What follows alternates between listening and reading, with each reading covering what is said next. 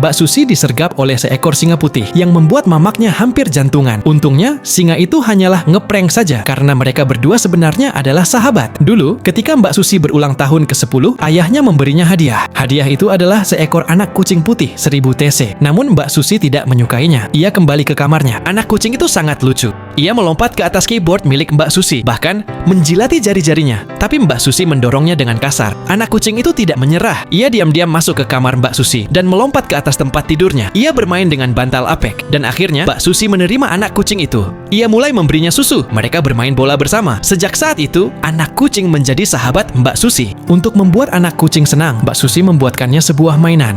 Lalu, mereka bermain tarik tambang bersama. Persahabatan mereka membuat Mbak Susi menjadi lebih ceria. 4 bulan kemudian, kucing kecil itu benar-benar tumbuh menjadi 1000 cc. Namun, seiring pertumbuhannya menjadi singa, dia mulai membuat kekacauan di mana-mana. Orang tua Mbak Susi mulai takut padanya. Hanya Mbak Susi yang tetap bisa akrab dengannya. Di mata Mbak Susi, singa hanyalah seekor kucing 1000 cc yang lucu. Suatu hari, terjadi kecelakaan. Singa putih mencakar seorang penjaga. Ayahnya marah besar, kemudian mengurung singa putih itu di dalam kandang. Mbak Susi juga dikirim ke sekolah tanpa ditemani singanya. Singa putih itu seolah kehilangan semangat hidup. Dirinya dibuli oleh singa-singa lain hingga tubuhnya penuh luka. Saat Mbak Susi mendengar hal ini, ia menjadi gelisah dan khawatir, mengabaikan larangan Pak Guru. Ia naik bus malam itu juga. Saat keluarga bangun, mereka mendapati Mbak Susi sedang menyusui singa putih itu. Melihat ini, ayahnya akhirnya melepaskan singa dari kandangnya. Tetapi ia tetap memutuskan untuk menjual singa itu ke tempat perburuan. Mbak Susi sedih. Malam itu, ia mencari informasi di YouTube dan mengetahui nasib mengenaskan hewan-hewan di tempat perburuan. Demi mencegah singa putih menjadi mainan orang kaya nggak ngotak, Mbak Susi diam-diam membuka kandang dan membebaskannya. Kemudian, ia mengendarai mobil bersama singa itu menuju Afrika. Namun, di tengah perjalanan singanya lapar. Demi menyelamatkan singanya, Mbak Susi mengambil keputusan nekat. Ia membuka tirai mobil dan membiarkan singa putih keluar. Kemudian mereka berdua berjalan ke dalam mall. Melihat pemandangan ini, semua orang ketakutan. Mall pun langsung menjadi kacau balau. Tak lama, Mbak Susi dan singa melarikan diri melalui pintu belakang pusat perbelanjaan. Mereka akhirnya tiba di savana Afrika yang luas dan bertemu dengan juru kunci savana untuk mendaftarkan singa itu tinggal di sana.